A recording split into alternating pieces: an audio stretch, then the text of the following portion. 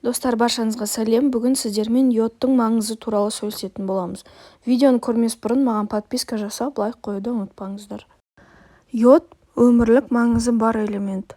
Қалқанша безі йодты жинақтаушы орган. Йодтың әсерінен қалқанша безі гормондар бөлінеді.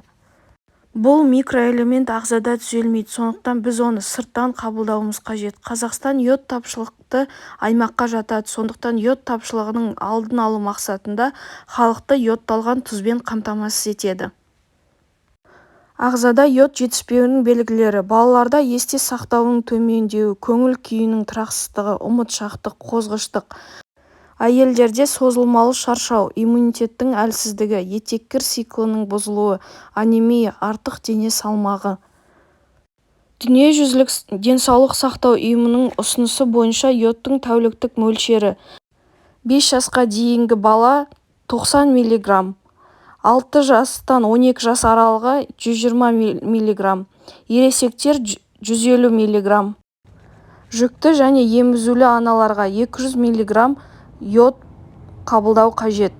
Құрамында йод бар препараттар: йодомарин 100, йодомарин 200, йод баланс 200.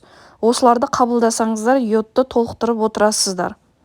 Адам тәулігіне 5-7 грамм ғана ас тұзын пайдалану қажет. Тағам ретінде мына ас тұзын құрамын ұсынамын.